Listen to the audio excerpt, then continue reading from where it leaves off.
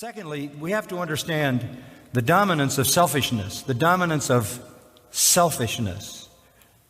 The fascination with living for pleasure and the dominance of selfishness. Has there ever been a society as self-centered as this? Has there ever been a society this egotistical, this consumed with its own agenda? Pride and self is elevated and exalted. It has been for years and years and years. Psychologists have created this thing called self-esteem.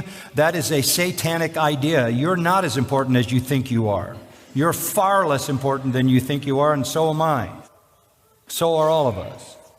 You're not better than you think you are. You're worse than you think you are. You are far worse than you think you are, and so am I.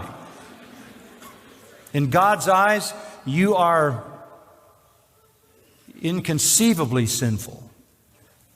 In your own eyes, you're something wonderful.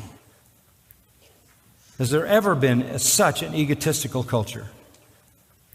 You know, I look back at some markers. I remember watching a football game on television many years ago, and I saw the first time a football was spiked in the end zone. Look at me. That was never done. I played football in high school and college. When I went into the end zone to score a touchdown, I dropped the football and went back and thanked my teammates.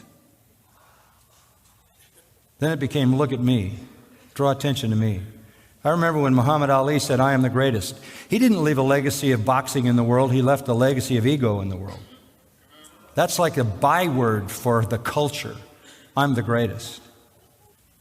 I'm the greatest. What? Why? He took a whole generation and moved them into the psychology of self-esteem. God hates pride. He hates haughty eyes. It destroys love. It destroys relationships, all of them. What is the killer of all relationships? Pride. Pride kills all relationships.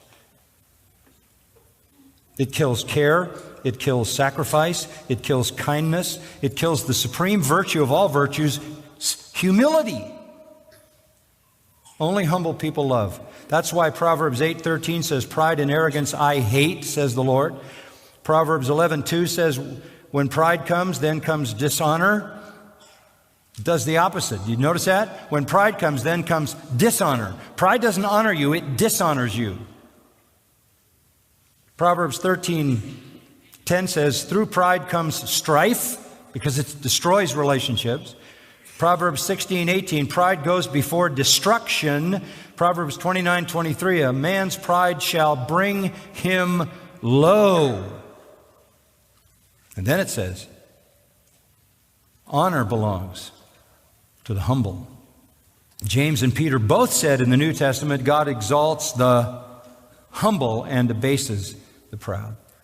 Only humble people love. Only humble people build meaningful relationships. We have a total society consumed with people chasing their own personal exaltation and elevation.